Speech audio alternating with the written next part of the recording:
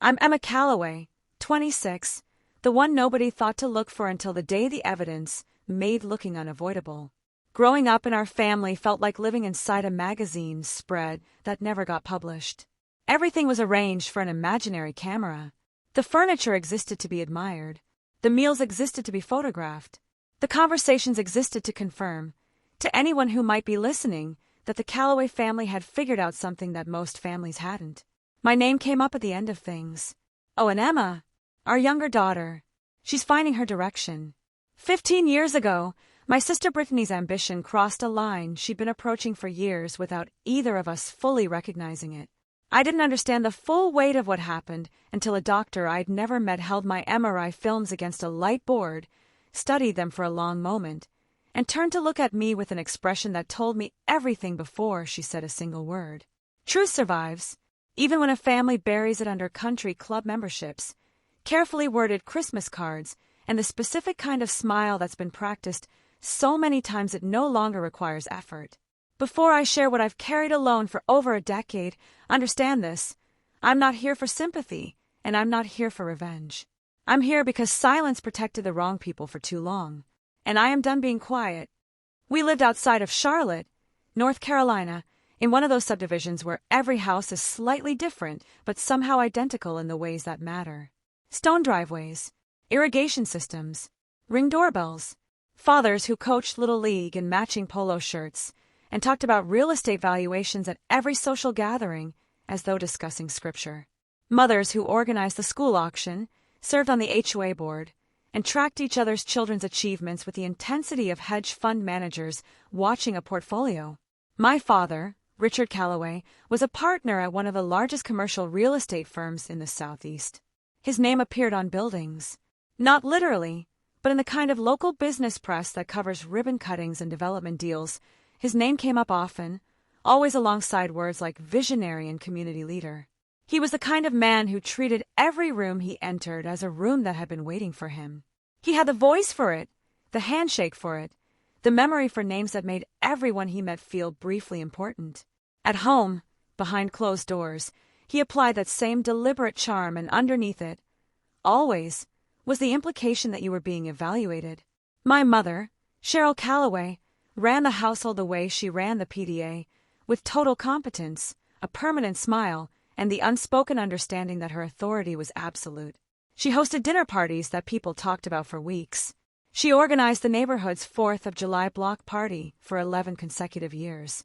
She appeared briefly on a local lifestyle segment about home entertaining and kept the clip saved as her phone's lock screen for longer than anyone mentioned. She genuinely believed that how things looked was inseparable from how things were. She had never meaningfully considered the difference. Then there were the three of us. Brittany, 4 years older than me, was the one my parents had built their parenting identity around. She was legitimately brilliant, and I want to be honest about that because what happened later was not a simple story of jealousy and nothing more. Brittany was valedictorian her senior year. She captained the varsity soccer team and played club violin at a level that drew comparisons to professional training. She was the student every teacher mentioned when explaining what dedication looked like. She was tall and blonde and carried herself with the specific confidence of someone who has been told, from the very beginning, that they are destined for exceptional things and has chosen to make that their entire identity.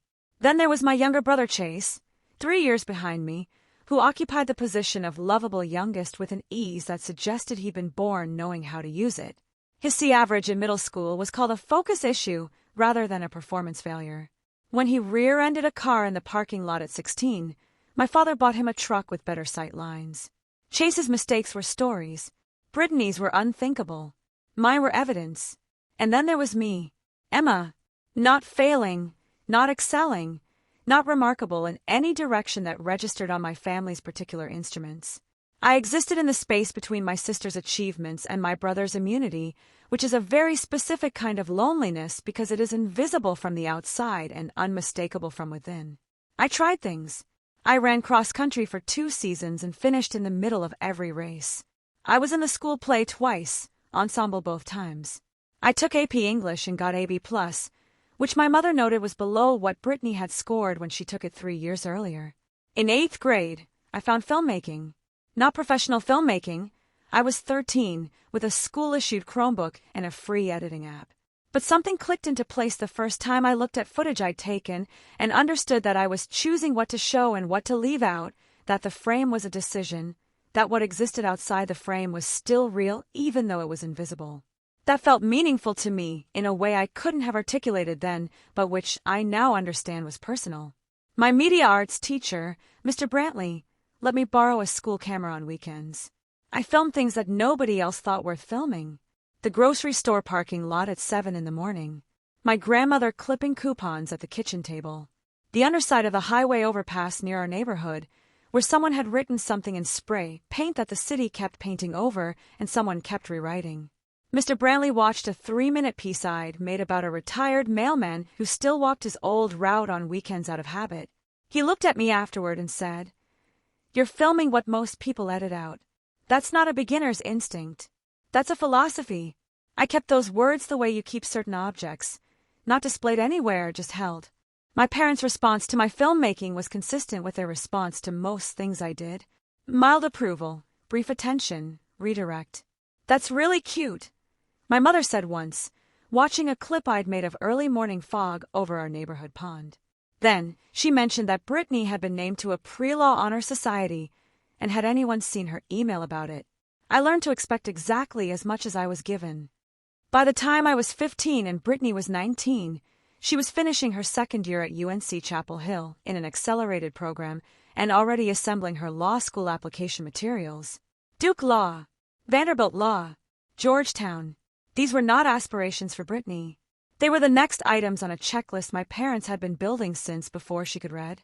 I remember that year as the year the temperature in our house changed. Brittany came home for semester breaks and seemed different. Not just busy, something more pressurized than that, something that reminded me of the way weather changes before a storm when the air feels close and strange. She'd always been driven in a way that set her apart from most people her age. Now she was something past-driven. She moved through our house quickly, spoke in shorter sentences, slept inconsistently. Her eyes had a quality of constant forward focus that was impressive and deeply unsettling to be around. The signs were there. I noticed them the way I noticed most things in my family, from the outside, recording without fully interpreting. I saw a prescription bottle on the bathroom counter one morning, a name on the label that wasn't hers. I recognized the medication from a health class unit on academic performance drugs. I registered this fact and filed it away and did not know what to do with it, so I did nothing. There was a phone call I overheard partially, Brittany speaking in a low, clipped voice from my father's home office, a door ajar, something about needing more, about whether a specific person could get it before finals. I stood in the hallway and felt the weight of knowing something I hadn't asked to know. I considered saying something to my parents. I understood, without having to reason it through carefully, that this would be processed not as a concern about Brittany's health, but as a threat to Brittany's trajectory. And I understood that any damage to Brittany's trajectory would be understood as my fault, regardless of its source. I said nothing. That silence was, in retrospect, one of the last ordinary choices I made before the world I'd known broke apart entirely. My own crisis had been building separately, gathering force the way storms do, invisibly at first and then all at once. I was 16, and had been developing something I could genuinely call a creative practice. My short films had grown longer, more structured, more deliberately made. Mr. Brantley had submitted my work to a regional youth documentary competition run by a state arts council, and I had been selected, one of 8 students from across North Carolina, for a 2-week summer intensive at a film and media arts center in Raleigh. Housed, fully funded, working alongside professional documentary filmmakers. I brought the acceptance letter to dinner. My father read it twice. 2 weeks in Raleigh. Unsupervised housing. "It's supervised," I said. "It's a structured residential program for high school students. They only select 8 people from the whole state." "Your grades this semester were inconsistent," my mother said. She was not wrong. I had a C in pre-calculus, which she had already referenced twice that month. "A reward program seems premature." "It's not a reward. It's a competitive selection." "Emma!" My father's voice was level. "Film is a difficult industry.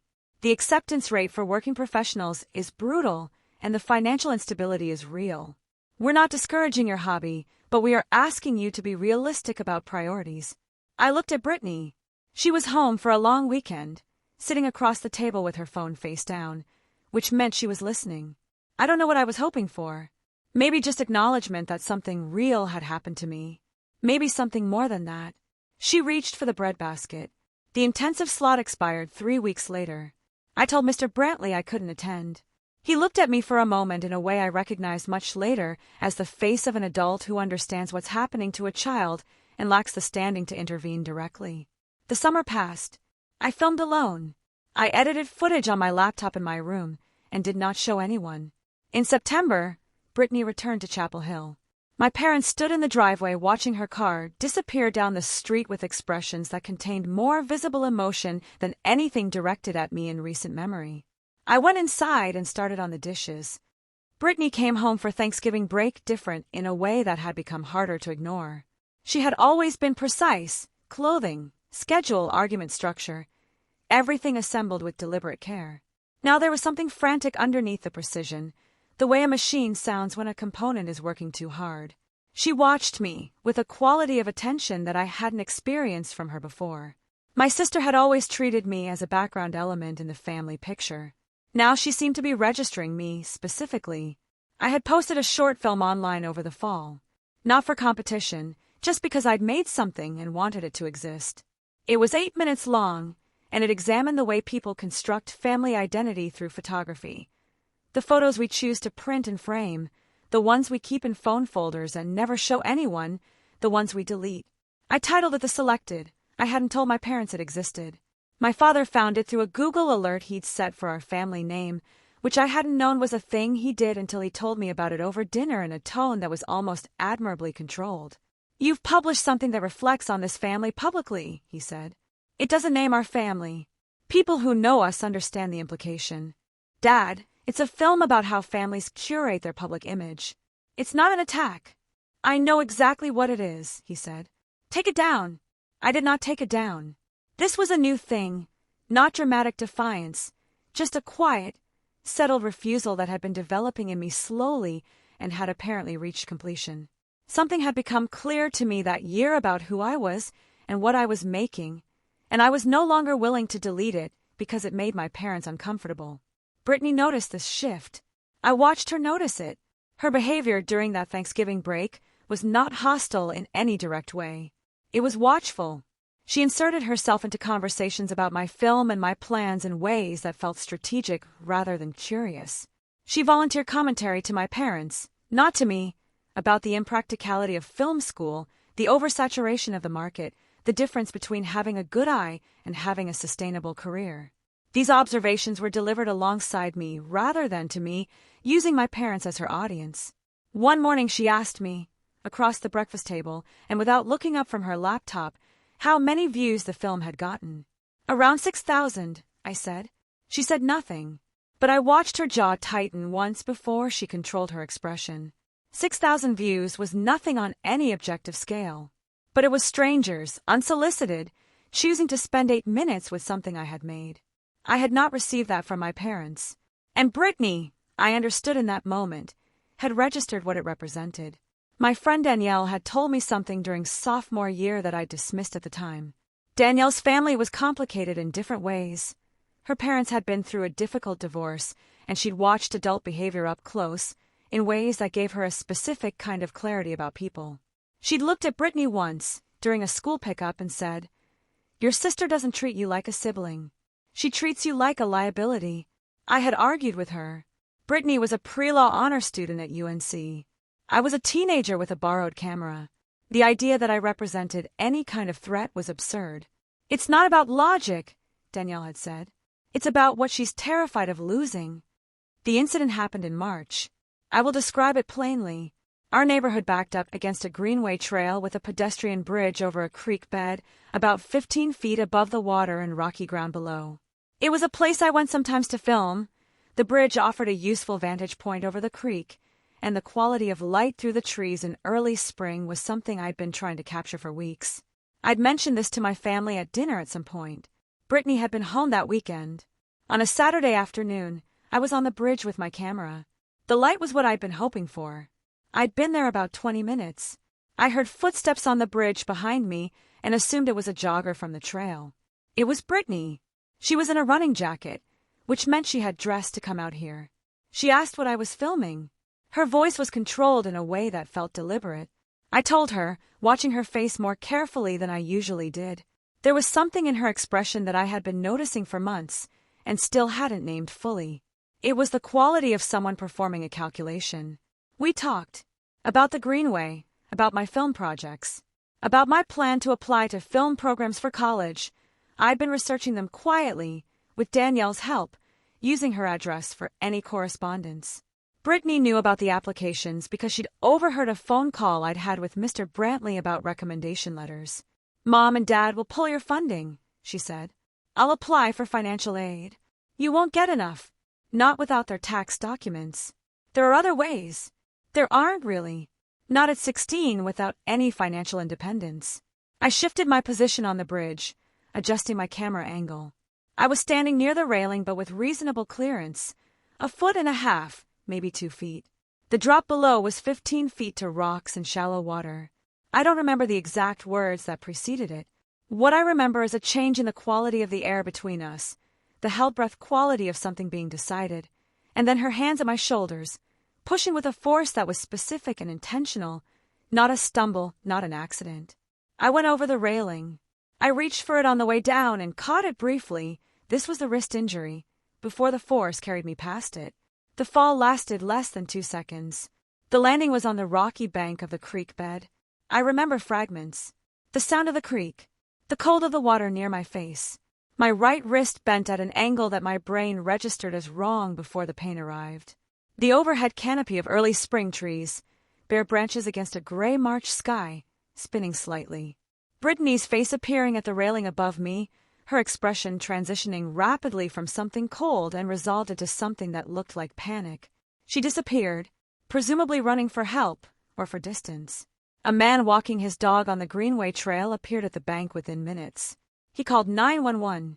He stayed with me and told me not to move, and I didn't, because I couldn't. My father arrived at the hospital before my mother, having been called from a nearby property showing.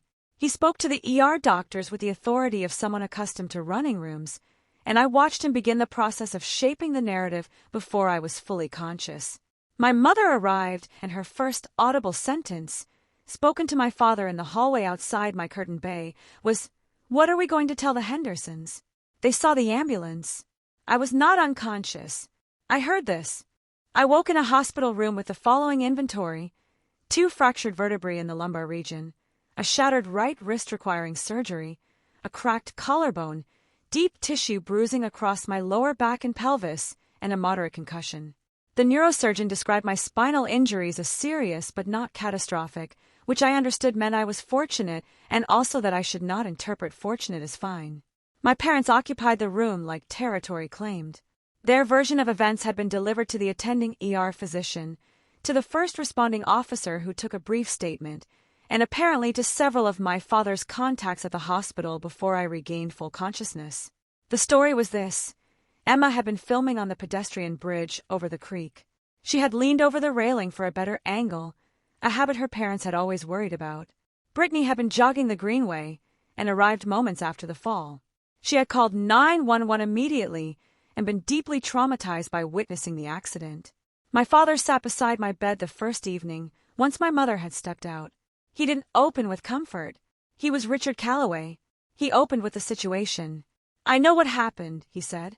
I looked at him. "Brittany told me. Her version is not yours, but I'm not entirely naive." He paused. "She's never done anything like this before. She's 20 years old under enormous pressure that your mother and I placed on her. That doesn't excuse it, but it contextualizes it. She pushed me off a bridge," I said. My voice was scratchy and strange. "I know," he said. This was the sentence I would return to for years. Not denial, not disbelief, knowledge and chosen in action. He knew, and he had already decided what he would do with that knowledge. "Duke Law's application deadline is in 2 weeks," he said. "Brittany's entire future is in those 2 weeks. If we bring police into this, if we turn a family crisis into a criminal proceeding, her future is finished. Your mother and I are not willing to accept that." "What about my future?" He looked at me steadily. You'll have a full recovery. I've spoken to the spinal specialists. No permanent damage. We'll arrange the best physical therapy available. And I'm prepared to do something I haven't done before. I will fully support your film school applications. Any school you want. Complete funding. No conditions on your choice of major or career. He folded his hands. In exchange, Emma, you fell. You were filming. You leaned too far. That is the story, and it's the story we all tell. He left before I answered. My mother's campaign was more sustained and more emotional. She came every day with things. Magazines. Snacks. A small succulent in a pot. She rearranged my get-well cards. She talked about family healing and professional counseling, and how trauma created confusion that was nobody's fault. She described Brittany's distress in careful, selective detail. The crying, the sleeplessness, the way she couldn't eat. She was presenting Brittany's suffering as evidence in a case my mother expected me to rule on in Brittany's favor. Your father's colleagues here have been very supportive, she mentioned once, adjusting the blinds. The doctors have been focused on your recovery, which is as it should be. No one wants to make a difficult situation more complicated than it needs to be. She didn't say, and we've arranged for it to stay that way. She didn't need to. The one person who looked at my imaging without that arrangement in place was a resident named Dr. Carver, who was assigned to my morning rounds and who had not yet been absorbed into my father's network of professional courtesy. I noticed her looking at my lumbar MRI films for longer than routine review. She had a habit of tilting her head slightly when she was working through something, and she did this for nearly a full minute while the images were on the screen. Then she looked at me, then back at the films. I'll come back this afternoon, she said. She came back after her shift. I need to speak with you without your family present, she said. Would you be okay with asking them to wait outside briefly? My mother objected. Dr. Carver cited the hospital's patient confidentiality policy with a quiet, specific firmness that did not leave room for argument. My mother left with a smile that did not reach her eyes, and the door closed. Dr. Carver positioned the MRI films on the light board side by side with the initial x-rays. Emma, she said, I'm going to be direct with you. These injury patterns don't match a fall from a railing. The force distribution in your lumbar fractures indicates you were propelled outward, pushed forward from behind, rather than falling from a forward lean. Your wrist injury is consistent with grabbing a fixed object while being carried past it, not with catching yourself in a forward fall. The collarbone fracture angle. She paused. I'm not here to pressure you, but I am required to tell you what the imaging tells me. And what it tells me is that you didn't fall. Something that had been held rigid since I woke up and this room dissolved. I cried for a long time. She slid a box of tissues across the bed without comment and waited. Then I told her everything. She filed a mandatory report that afternoon. My father appeared in my room within the hour. The expression on his face was one I had never seen before, not the cold pragmatism of our previous conversation, something past that. Controlled alarm, the face of someone who has managed a crisis carefully and discovered the management is failing. Whatever you've told that doctor, he said, sitting down without removing his coat. I need you to understand what you're setting in motion. I told her what happened, I said. You've told her a traumatized 17-year-old's account of an event you experienced while in shock, from which you've been recovering under significant medication. His voice was steady. This is not me calling you a liar. This is me telling you that no one will distinguish between those two things once lawyers are involved. Brittany pushed me off a bridge, Dad. He didn't flinch. That was the part one kept coming back to. Duke Law, he said. Georgetown. UNC. Every application she has in progress, finished. Her career, finished. Your mother's standing in this community, destroyed. My professional relationships, which have kept this family in the position it's in, damaged beyond repair. And you will still be in this bed with these injuries. Nothing changes for you except the family is in ruins. He waited. Complete funding for film school, he said. Any program. NYU, USC, Emerson, wherever you want to go. Apartment in whatever city. Living expenses through graduation. All of it. In exchange, you fell. I didn't fall, I said. He stood, buttoned his coat, and left. The hospital social worker assigned to my case was a woman named Ms. Okafor, who my floor nurse told me quietly had been requesting access to my room for several days and had been rescheduled twice by my parents. She reached me after Dr. Carver's mandatory report elevated the case to hospital administration, triggering a formal patient advocacy protocol that my parents' social maneuvering couldn't override. Ms. Okafor was careful and patient. She listened to my account without interruption, asked questions that were precise and specific, and treated what I said as information rather than as performance. When she left, she placed her card on my bedside table.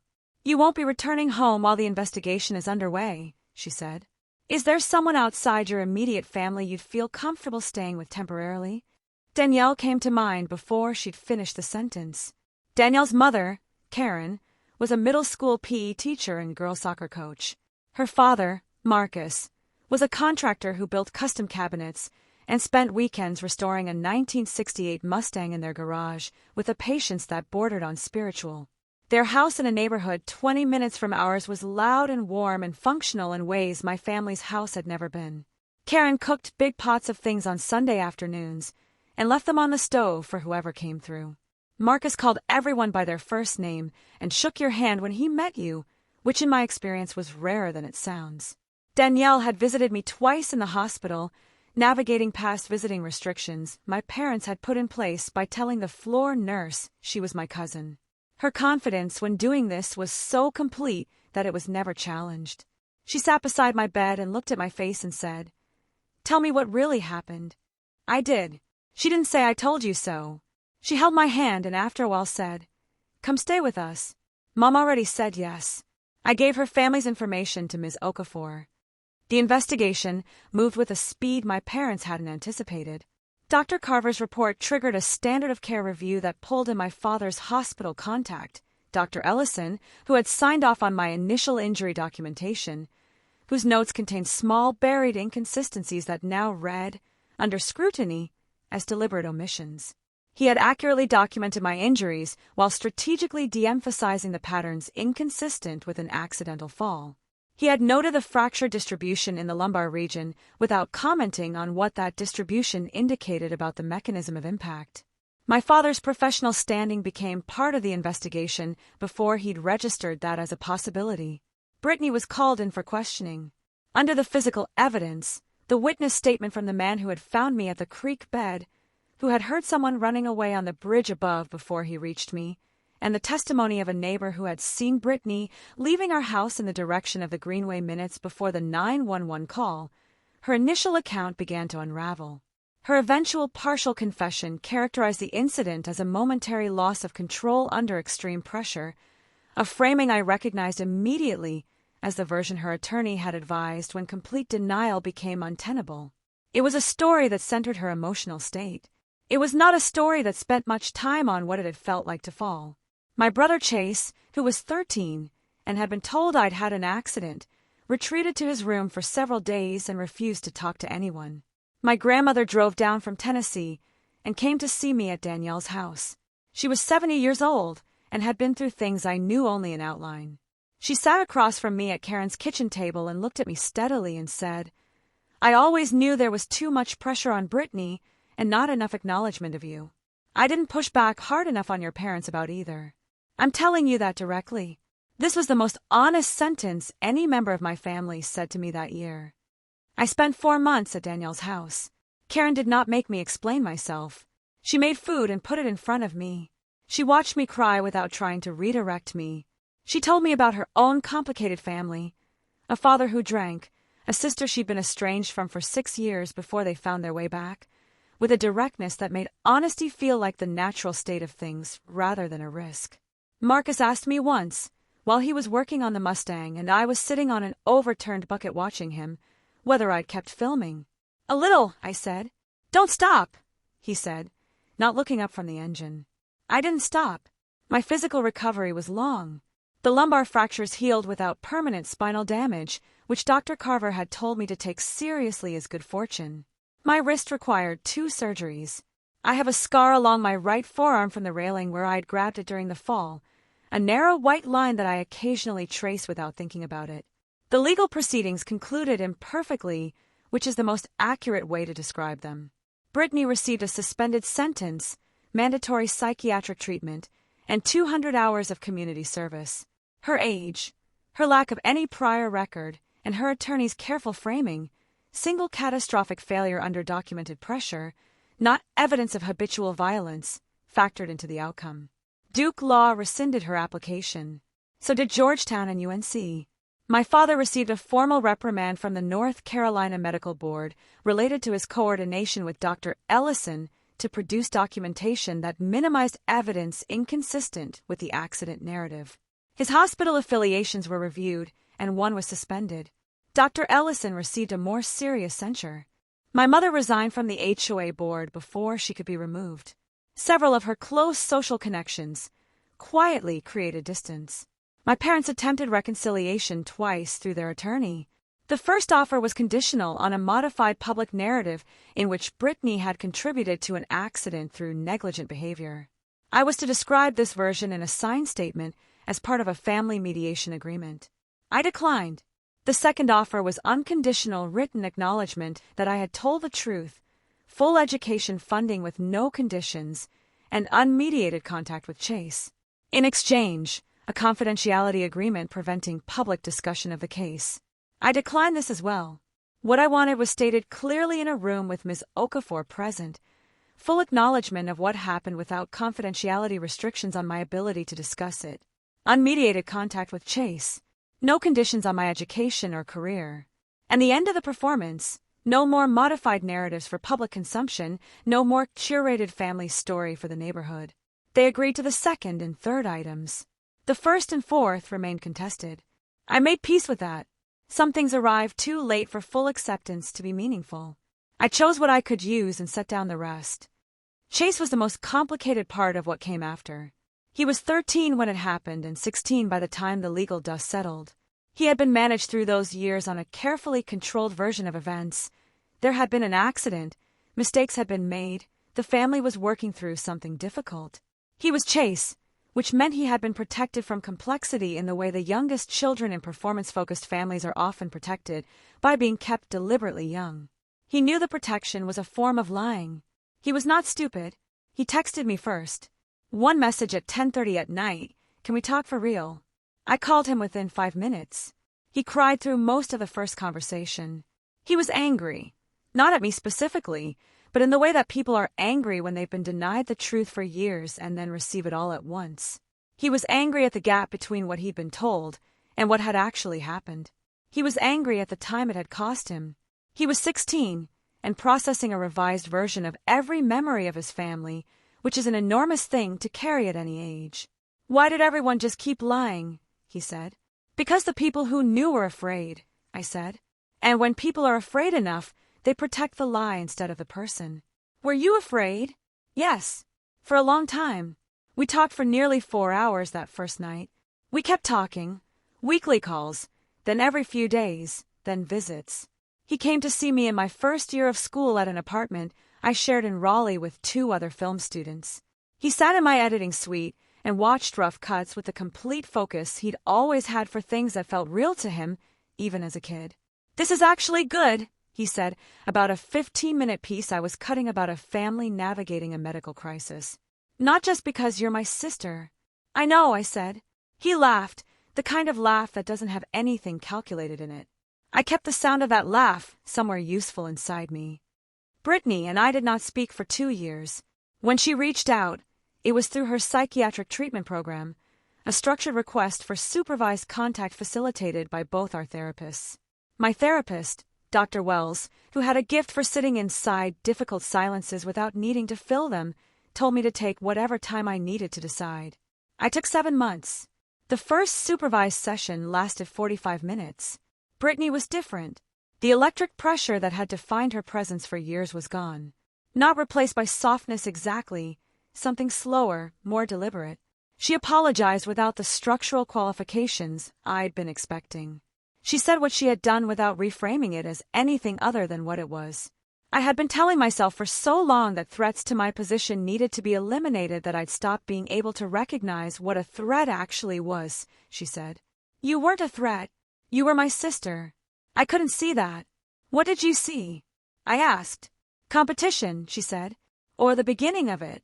And I was so terrified of losing what I had that I treated the possibility of losing it the same way I treated the loss itself. I was 16, I said. I made a few short films. I know that now, she said.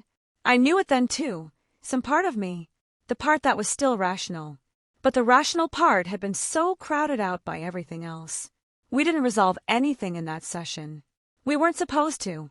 The session was for beginning a conversation that had never existed between us. Not a restored relationship, since there hadn't been one real enough to restore, but the beginning of something honest built from a foundation of nothing false. We continued, slowly, on a timeline I controlled.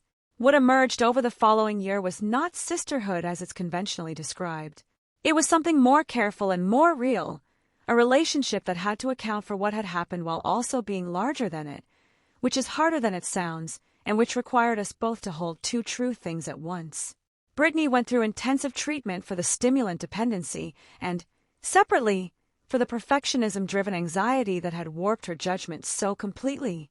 When she eventually went back to school, a smaller law program in state, 2 years later, she told me about it in a text message that said asterisk starting over. Different scale. It's okay, asterisk. I texted back. Good. My parents and I reached a version of limited contact in my second year of school, imperfect and ongoing. They came to a student film screening. They asked if they were welcome and I said yes, which surprised all three of us. My father wore a blazer, not a suit, which in his vocabulary was a form of informality that required effort. He stood for a long time in front of a piece I'd made called The Frame, a 10-minute installation placing family photographs I'd taken from our home alongside medical imaging documentation from my hospital stay, both sets presented without labels, requiring the viewer to determine which was record and which was performance. I understand what you're doing, he said quietly, standing beside me. I know you do, I said. It's very good, he said. It was less than I'd needed for years, and more than I had expected in that particular moment. I chose to receive it as what it was, late, real, incomplete. My mother asked me to meet her for coffee the following week. We sat across from each other at a place near campus, and she talked for the first part about things adjacent to the center, her own upbringing, the specific pressure her parents had put on appearances, the way she'd learned to equate looking right with being safe. She wasn't excusing herself. She was offering context and watching to see whether I could receive it without requiring it to be either enough or nothing. Toward the end, she asked me directly, "What would it mean to you if I told the truth more consistently? In situations where I've been telling a version of it." "It would mean something," I said. "I don't know exactly what yet, but it would mean something." She nodded slowly. I don't have a clean account of how much she acted on that. I know she and my father began attending a couples therapist who specialized in family systems, which my grandmother mentioned without being asked. I know that when extended family asked about the legal situation, the story they told shifted from a difficult accident to something closer to we had a serious family crisis that we're still working through, which is not the whole truth, but is a movement toward it. It wasn't enough. It wasn't nothing. I chose to hold both of those things simultaneously and keep moving. I am 26 years old. I am in the second year of a documentary fellowship at a media center in Durham.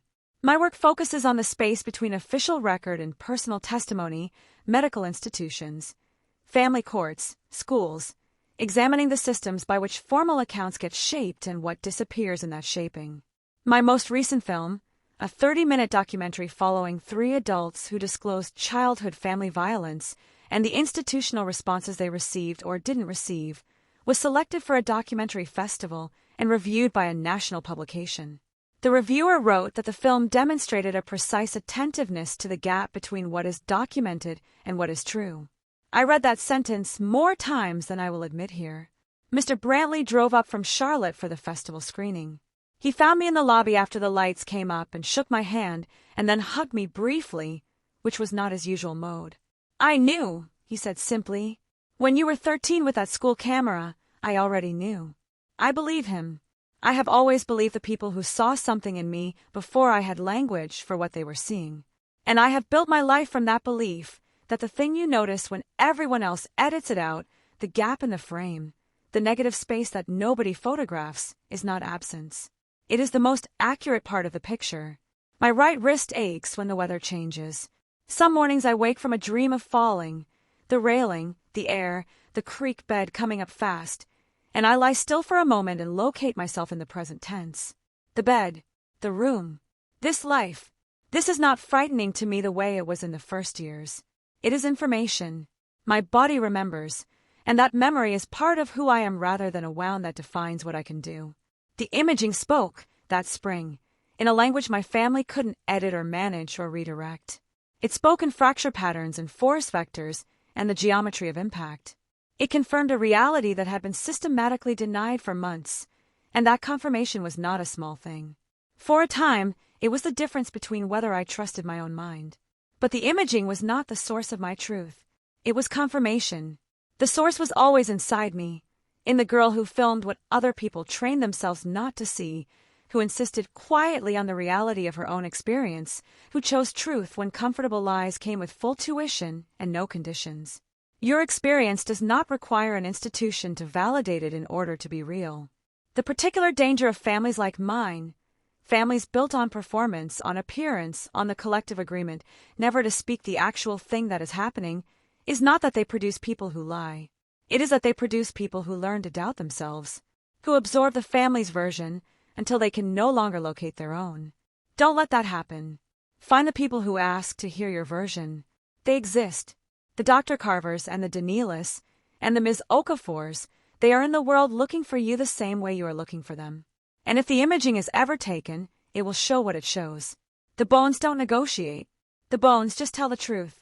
Asterisk if you stayed until the end. If something in this landed somewhere real for you, I'd like to know what it was. Tell me in the comments. Your story deserves to be heard. Thank you for being here for mine.